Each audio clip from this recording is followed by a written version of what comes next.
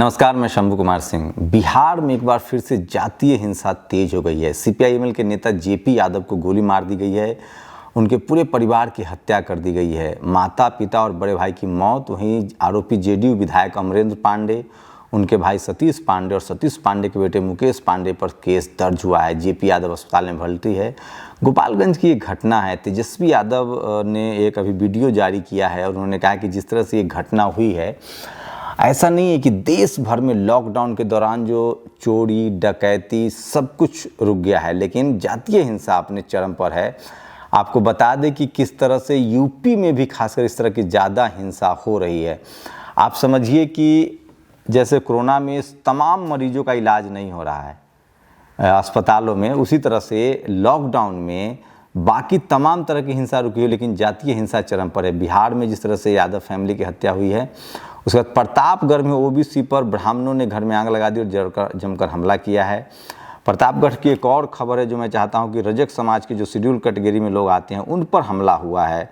और ये सब चूँकि जातीय हिंसा, इसलिए बात प्रतापगढ़ में राजकुमार चौधरी जो कि एससी कैटेगरी से रजक समाज से थे, उन पर हमला हुआ है। और राजकुमार चौधरी उनके परिवार पर ग्राम एंठी नवस्था थाना जेठवाड़ा जिला प्रतापगढ़ में ग्राम प्रधान ठाकुर के पर आरोप है इस तरह के। उसके बाद झारखंड में जो ब्राह्मण समाज के लोगों ने साफ साफ कहा कि वो शेड्यूल कास्ट के हाथ से बना खाना नहीं खाएंगे। क्वारंटाइन सेंटर का मामला था, बाद में उनको अलग से राशन दिया गया। तेलंगाना के मंचिरियल में शेड्यूल कास्ट के युवक ने एक दूसरी जाति की लड़की से प्यार की थी, उनको ब्रूचुअली तरीके से मारा गया। तो कास्ट को लेकर जो हिंसा है वो लगातार भटक रही है। मैं आपको कुछ बड़ी खबरें आज बता रहा हूं, जिसमें बीजेपी के एक बड़े मंत्री जो हैं वो फंस रहे हैं, उनको लेकर लोग सवाल उठा रहे हैं। और सोचिए, देश में पहली बार हो रहा है, सही कह रहे हैं, मोदी है तो मुमकिन है। ट्रेन लेट होती थी पहले, अब ट्रेन रास्ता भटक जा रही है। 2 दिन के बदले 9 दिन में पहुंच रही ट्रेन है। 16 मई को सूरत से एक ट्रेन रवाना हुई थी जो 25 मई को सिवान पहुंची है। भूख प्यास से 7 लोगों की मौत हुई है। नोटबंदी में मौत हुई थी, लॉकडाउन में सड़क पर मौत, भूख से मौत, अब ट्रेन में मौत हो रही है। बीमारी से मौत तो हो रही है। गौरव वल्लभ ने लिखा कि जो लोग ट्रेन पटरी पर नहीं चला पा रहे हैं वो देश क्या खाक सही पटरी पर चला पाएंगे। तो सोचिए, 7 लोगों की मौत हुई है। और उसी से एक और जुड़ी खबर है कि बिहार के ही बरौनी जंक्शन के आसपास जो लोग श्रमिक स्पेशल ट्रेन में खाना खिला रहे थे, उनको किस तरह से 112 लोगों पर केस दर्ज किया गया रविवार को बरौनी क्रॉसिंग पर ट्रेन रुकने के बाद।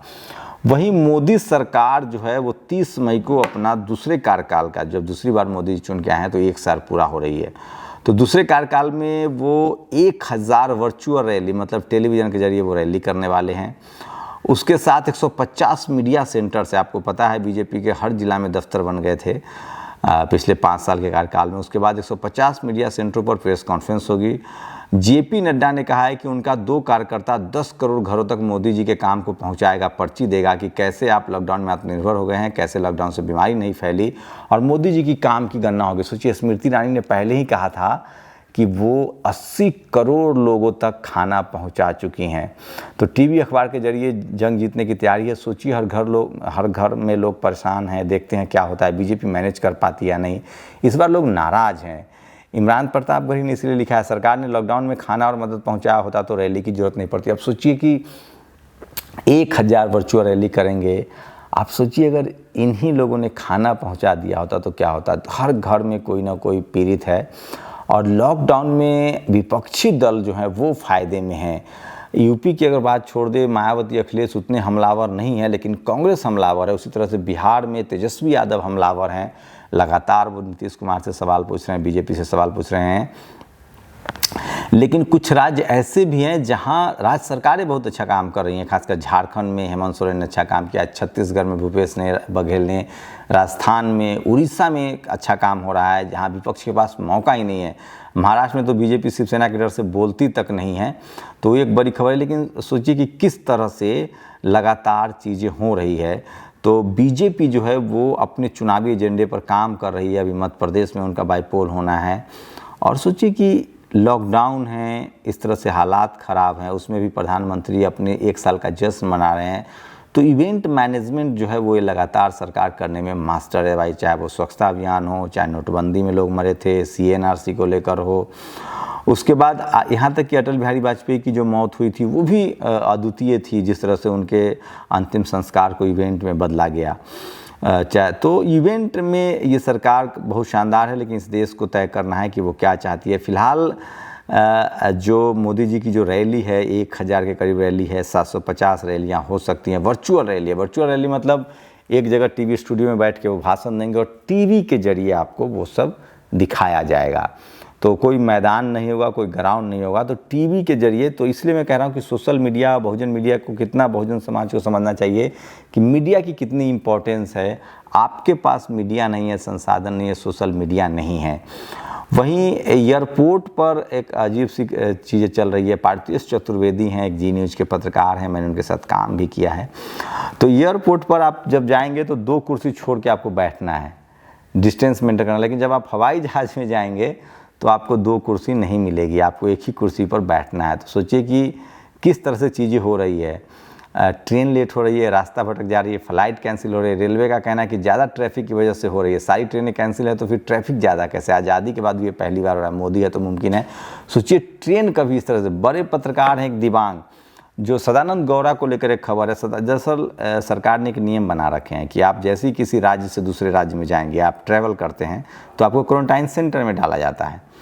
लेकिन सदानंद गौड़ा दिल्ली से हवाई जहाज़ से बेंगलुरु गए, उनको क्वारंटाइन सेंटर में नहीं डाला गया। उसी को लेकर दिबांग लिखते हैं कि क्या ये नियम बदल दिया गया है। तो उसके बाद कर्नाटक सरकार का जवाब आता है कि नहीं, मंत्रियों को छूट है, मंत्री को ऐसा नहीं है। इसलिए दिबांग ने लिखा है कि क्या मंत्रियों को जो है वो कोरोना जान गया है कि ये VIP हैं, इनको नहीं होना है, ये आम आदमी है तो है। सोचिए गरीब लोग के साथ क्या हो रहा है, खासकर जो मज़दूर घर पहुंच रहे हैं, उनकी स्थिति क्वारंटाइन सेंटर में भी बहुत बुरी है। एक तो सुविधाओं का बहुत अभाव है, उन्हें 15 दिन 20 दिन रखा जाता है और वहाँ इस तरह से चीज़ें चल रही है। इसी बीच यूपी के बुढ़ाना के एक विधायक है उमेश मलिक, उनका बेटा अमेरिका में रहता है। उसने इंस्टाग्राम पर एक पोस्ट लिखा है कि किस तरह से लाचार, उनको भारत में लाचारी, गरीबी के अलावा कुछ नहीं दिखा, न कुछ मिला, जबकि अमेरिका में शोहरत, इज्जत, नाम मिला है। और ये बीजेपी के विधायक है, वो कभी भारत नहीं जाएंगे, उन्होंने ऐसा इंस्टाग्राम पर लिखा। उनके पिताजी का कहना है कि ये उनका ID हैक किया गया था। शुभम नाम है उनका, वो वर्जीनिया यूनिवर्सिटी में छात्र हैं, लेकिन लोग सोशल मीडिया पर कह रहे हैं कि उनको पाकिस्तान भेज दिया जाए। तो मुझे लगता है कि भारत में सबसे बड़ी समस्या जातिवाद और धार्मिक हिंसा, अगर ये दोनों पर हम लोग कंट्रोल कर पाएँ तो भारत सचमुच एक बेहतरीन देश होगा। आप लोग की क्या राय है ज़रूर बताइएगा। वहीं चेतन भगत जो सरकार के सबसे बड़े समर्थक हुआ करते थे, उन्होंने नरेंद्र मोदी की 3 कमियां बताई। मुझे नहीं पता इन पर FIR हुआ कि नहीं, जेल भेजा जाएगा कि नहीं। उन्होंने कहा कि बहुत सेंट्रलाइज फैसले लेते हैं, मतलब मोदी जी सिर्फ फैसले लेते हैं और कोई दिखता नहीं है। प्रेस कॉन्फ्रेंस नहीं करते हैं। अर्थव्यवस्था पर कोरोना से पहले ही सही ध्यान दिया, तभी आज हालत ज़्यादा ख़राब है। ऐसी कमियाँ नहीं, लोग नहीं बोलेंगे तो देश बदलेगा कैसे। और वहीं इंडिया बुल्स एक कंपनी है जिसने PM केयर में 21 करोड़ दिया था, उसने व्हाट्सएप से ही 2000 लोगों की नौकरी से निकाल दिया है। तो ये कुछ बड़ी बातें थी जो मैं आपको आज बता रहा था। लेकिन सबसे बड़ा बात है कि सोचिए कि सबसे जो गंभीर खबर है कि किस तरह से ट्रेनें लेट हो रही हैं और जो मज़दूर थे वो पटरियों पर, पहले पटरियों से कट के मरे पटरियों पर, फिर एक्सीडेंट में मरे, फिर भूखे मरने के लिए भूखे मौत हुई, पैदल चलकर मजबूत हुई। और अब जब ट्रेन मिल रही है तो सोचिए कि सूरत से ट्रेन पहुंचती है सिवान और 25 मई को, 16 मई को ट्रेन चलती है और 25 मई, मतलब 9 दिन ट्रेन पहुंचने में लग रहे हैं। आप कल्पना कर सकते हैं कि क्या स्थिति हुई। कल मैं खबर देख रहा था कि बच्चे जो टॉयलेट के लिए पानी है उसको पी के काम चला रहे हैं। आप काम, अगर कोई बाहर से मदद कर रहा है तो आप उनको FIR कर दे रहे हैं। उसके बाद मतलब एक और चीज़ अच्छी है कि मुस्लिम समाज के जो लोग हैं वो लगातार लोगों की मदद कर रहे हैं। तो ये कुछ बड़ी खबरें थी जो मैं आपको बुलेटिन के तौर पे दिखा रहा था। मैं बार बार कहता हूँ कि सोशल मीडिया ही बहुजन मीडिया है।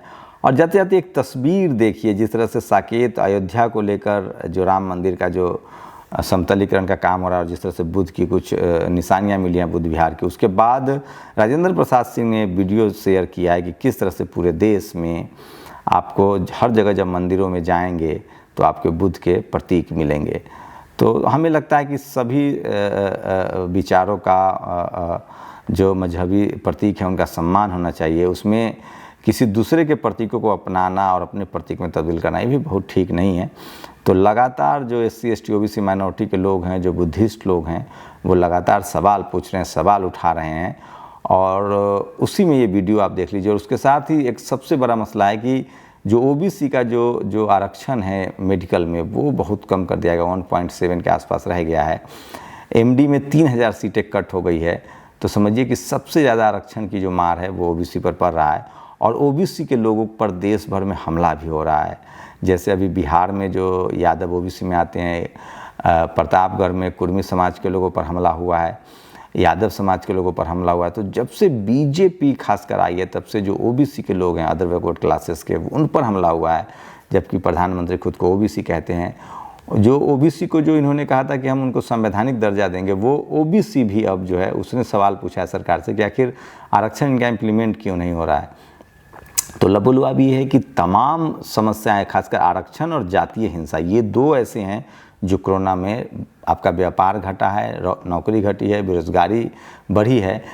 तो तीन चीज़, बेरोजगारी बढ़ी है, जातीय हिंसा बढ़ी है, और आरक्षण के खिलाफ लगातार बड़े से बड़े फैसले आए हैं। तो ये बड़ी बातें थी। आप लोग की क्या प्रतिक्रिया है इन खबरों पर? अपनी प्रतिक्रिया जरूर दीजिए, क्योंकि सोशल मीडिया ही सच्चा मीडिया है, और सोशल मीडिया पर अपनी राय रख सकते हैं, और आपकी राय बहुत अहम है। शुक्रिया।